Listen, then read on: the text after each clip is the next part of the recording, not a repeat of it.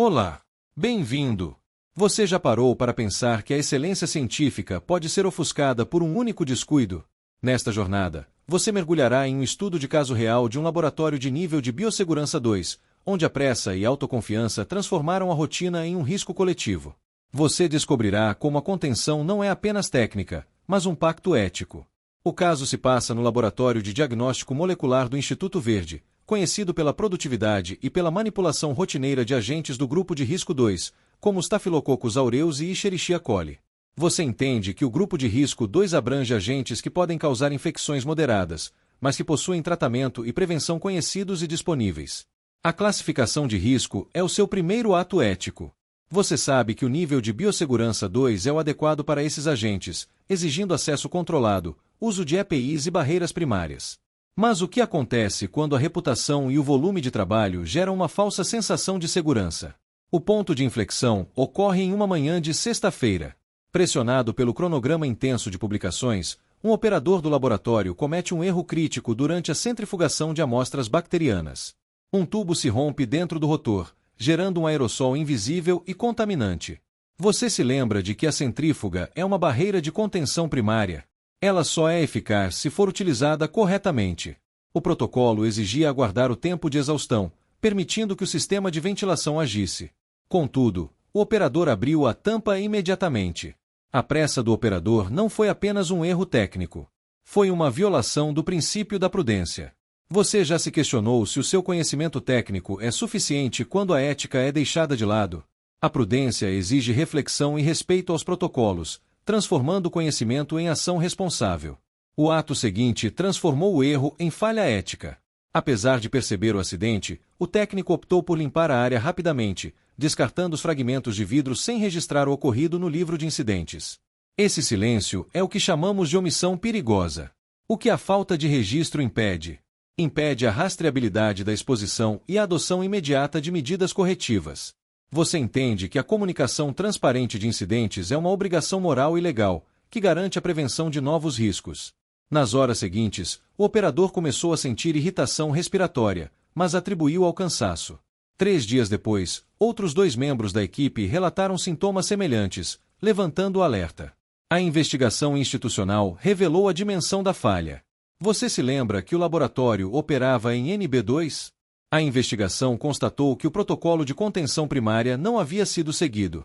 Pior ainda, o sistema de ventilação estava operando fora dos parâmetros exigidos, e os treinamentos de biossegurança não eram realizados há mais de um ano. Essa incongruência entre o risco real e as condições de contenção revela uma falha ética grave, o descompasso entre o conhecimento e a ação. O laboratório, embora classificado como NB2, operava com uma cultura que se aproximava de um nível 1, ignorando exigências cruciais. A investigação revelou uma série de pequenas falhas cumulativas: o uso inadequado de EPIs, o não cumprimento dos prazos de manutenção da cabine de segurança biológica e a falta de monitoramento do fluxo de ar. Você percebe que nenhum desses fatores, isoladamente, teria causado o incidente. Juntas, porém, essas falhas criaram um cenário de vulnerabilidade, demonstrando que a biossegurança é tão forte quanto seu elo mais fraco. Você precisa entender que o acidente não foi um evento isolado, mas o resultado previsível de uma gestão fragilizada e de uma cultura institucional tolerante com o risco. O princípio da não maleficência, evitar causar dano, foi diretamente violado. Você, como profissional, deve reconhecer que trabalhar com agentes do grupo de risco 2 pressupõe o reconhecimento de que eles podem causar doenças, e que seu manejo exige responsabilidade moral. O episódio, inicialmente tratado como de baixa gravidade, exigiu medidas corretivas extensas, suspensão temporária das atividades e notificação à autoridade sanitária. Você nota que o custo da correção e da recuperação da confiança é sempre muito superior ao custo da prevenção. O incidente do Instituto Verde tornou-se, assim, um ponto de inflexão, um momento em que a equipe precisou repensar o sentido da contenção, da responsabilidade e da ética no contexto da biossegurança aplicada. O problema não estava nas regras, mas na cultura organizacional. Vamos analisar o conceito 1, classificação dos agentes biológicos e a importância da avaliação de risco. Você sabe que a classificação em grupos de risco estabelece parâmetros objetivos para avaliar patogenicidade, transmissão e gravidade das doenças. A ausência de uma análise de risco contínua fez com que uma operação rotineira se tornasse uma ameaça concreta. Você precisa garantir que a classificação dos agentes seja uma condição essencial para o planejamento da contenção. Erros nessa etapa aumentam exponencialmente o risco. A ética da precaução orienta que, diante da dúvida, você deve sempre agir pela segurança, e não pela conveniência. No caso do Instituto Verde, a conveniência do cronograma superou a segurança do protocolo, ilustrando como o erro humano, sem prudência, rompe a barreira entre a ciência e o risco. Agora, o conceito 2, medidas de contenção e práticas seguras como expressão da ética preventiva. Você se lembra que as contenções primárias, como o uso de EPIs e cabines, são a primeira linha de defesa e dependem diretamente do comportamento humano. As contenções secundárias, como ventilação controlada e barreiras arquitetônicas, são respaldo estrutural. No entanto, a falha em uma compromete a outra. Você compreende que a estrutura mais moderna perde valor diante da negligência ou da pressa. O uso de equipamentos de proteção individual, como luvas, jalecos e máscaras, não é apenas um recurso técnico. É um ato ético de proteção coletiva, não só individual.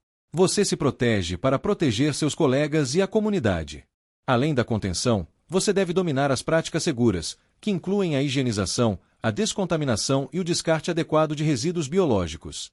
O descarte rigoroso, por exemplo, é uma forma concreta de respeito à vida e ao meio ambiente. A falta de registro do acidente no Instituto Verde impediu a análise das causas e a adoção de medidas corretivas. Você deve entender que o erro comunicado é uma oportunidade de correção, enquanto o erro ocultado é um multiplicador de riscos, rompendo a cadeia de aprendizado institucional. A gestão de risco biológico é, portanto, um sistema ético-operacional que transforma o conhecimento técnico em comportamento preventivo. Você percebe que a ética da contenção se manifesta no cotidiano, nas escolhas e na forma como você valoriza o tempo da segurança em detrimento da urgência da produtividade. Por fim, o conceito 3, gestão de risco biológico e cultura de responsabilidade coletiva. A gestão é um processo contínuo de identificação, avaliação, mitigação e monitoramento dos perigos. No Instituto Verde, a falha crítica ocorreu no monitoramento. O sistema de ventilação desregulado e a falta de manutenção são falhas de monitoramento que transformam pequenos desvios em grandes acidentes. Você deve garantir que o monitoramento inclua auditorias, inspeções regulares e análise de incidentes para que falhas sejam corrigidas rapidamente. A responsabilidade pela gestão do risco é compartilhada. Cabe a você, pesquisador, adotar práticas seguras e relatar incidentes. Cabe à sua instituição fornecer infraestrutura adequada e treinamentos regulares. Essa relação se associa ao princípio da beneficência. A gestão eficaz do risco depende da comunicação. Você deve assegurar que todos os envolvidos conheçam as medidas preventivas e saibam como agir em situações críticas. Quando bem implementada, a comunicação transforma a biossegurança em uma linguagem comum, compartilhada. O treinamento contínuo é o principal antídoto contra a normalização do descuido. Você precisa ver o treinamento não apenas como uma capacitação técnica, mas como um processo educativo que promove a sensibilização ética e o fortalecimento da cultura de responsabilidade. A gestão de risco biológico, em um sentido mais amplo, é um pacto ético e institucional com a vida. Você deve buscar o equilíbrio entre a inovação científica e a prudência, garantindo que o avanço ocorra com segurança. O verdadeiro avanço científico exige um agir ético, orientado pela solidariedade e pela justiça. O caso do Instituto Verde ensinou de forma dolorosa que a negligência individual tem efeitos coletivos e que a segurança verdadeira é uma construção de todos. Quando a segurança é vista como tarefa de alguém e não de todos, o ecossistema se torna vulnerável. Você deve levar a biossegurança para além das normas. Ela é o exercício diário da ética aplicada à vida, que une conhecimento, prudência e consciência dos limites. O que protege um, protege todos. Ao retornar ao seu laboratório ou sua atividade de pesquisa, você se lembrará do Instituto Verde.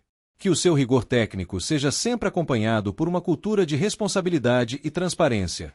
Você está pronto para transformar o seu ambiente de trabalho em um espaço de ética e segurança. Bons estudos e até logo!